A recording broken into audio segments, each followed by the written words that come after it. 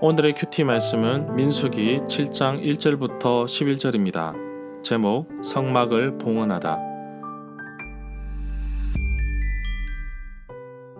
먼저 앞뒤 문맥을 살펴보겠습니다. 민수기 6장에 보면 나실인이 하나님 앞에서 특별한 기간 동안 구별된 삶을 살기 위해 지켜야 할 내용을 자세하게 기록하고 있습니다. 그리고 자신의 의지와 상관없이 금지된 상황을 어겼을 때 회복되는 그 절차를 말하고 있습니다. 지켜야 할 기간이 끝나면 자유로워지겠지만 그럼에도 불구하고 하나님을 더 가까이 하는 삶을 계속해서 이어가야 할 것입니다. 민수기 6장 24절부터 26절에 보면 제사장이 하나님의 이름으로 백성들을 축복하는 내용이 나옵니다. 하나님은 자기 백성들에게 복을 내리시고 지켜주시고 자비를 베풀어 주시고 은혜 주시기를 원하십니다. 민수기 7장은 성막 봉헌 이야기를 다루고 있습니다.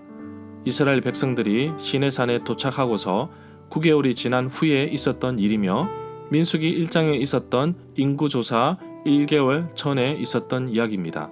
정확히 시내산 도착 9째 달 첫째 날에 있었던 일입니다. 백성들의 헌신으로 성막이 이루어졌습니다.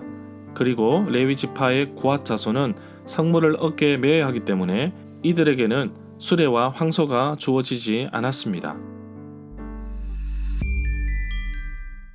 문단을 나누어 보겠습니다. 1절은 성막을 거룩하게 구별하다. 2절부터 11절은 성막을 옮길 수단을 받게 되다. 1절에 보면 모세가 성막을 세울 때 출애굽 2년 1월 1일 둘째 해 첫째 달 곧 그 달 초하루였습니다. 모세가 관유를 가져다가 성막과 그 안에 있는 것들에 기름을 발라 거룩하게 하는 내용은 레위기 8장 10절부터 11절에 나옵니다. 민수기 1장부터 6장은 출애굽 2년차 둘째 해에 있었던 이야기이며 7장에서는 한 달 전 이야기로 되돌아갑니다. 2절에 보면 인구 조사를 위해 각 지파마다 우두머리를 뽑았다는 말씀은 민수기 1장 4절에 나옵니다. 3절에 보면 덮개 있는 수레 용도는 성막을 옮길 때 사용합니다. 고앗 자손은 성막의 주요 기물을 어깨에 매어 운반하지만 나머지 부자재는 수레에 싣습니다. 7절에 보면 모세가 게르손 자손들에게 수레 2대와 황소 4마리를 주었습니다. 게르손 자손들이 성막에서 해야 할 일은 민수기 4장 25절부터 28절에 나옵니다. 이들이 해야 할 직무의 감독은 제사장 이다말이 맡았습니다. 게르손 자손은 성막의 휘장들과 회막과 그 덮개와 그 위에 해달 가죽 덮개와 회막 휘장 문과 그 외 기구들을 맡아서 처리하였습니다.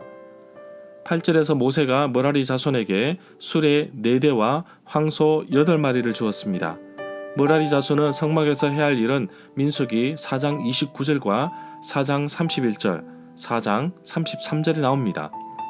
게르손 자손보다 수레와 황소의 양이 2배로 많은 것은 므라리 자손이 옮길 성막의 기구들이 많았거나 무거웠기 때문이 아닐까 생각하게 됩니다.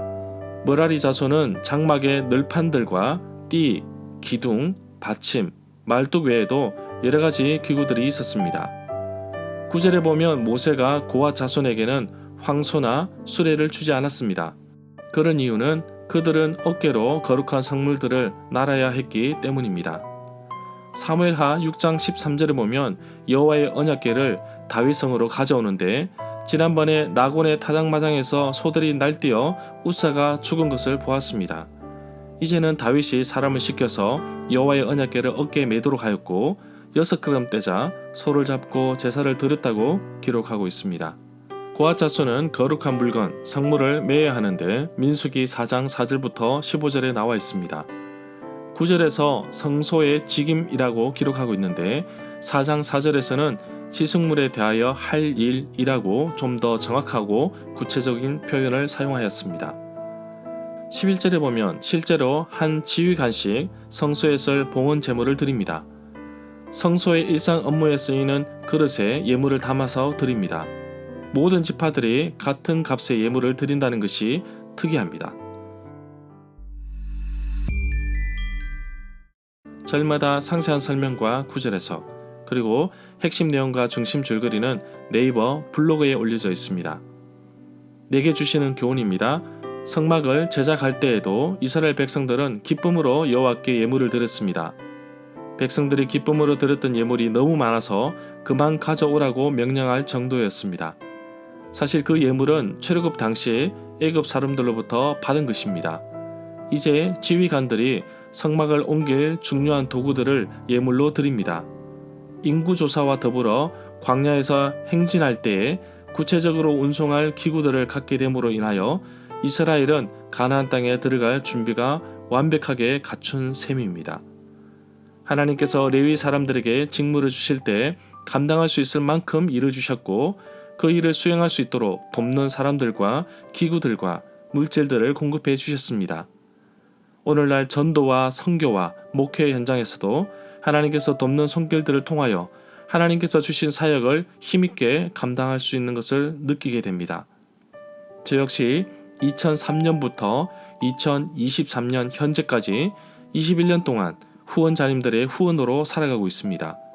물질의 주관자가 되시는 하나님께서 때를 따라 공급해 주셨습니다.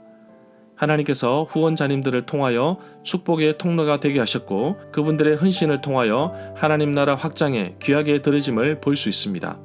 기도로 물질로 헌신하신 한 분 한 분을 축복합니다. 오늘도 하나님께서 채우시고 이끄시는 삶을 기대하며 살아가는 하루가 되기를 간절히 사모합니다.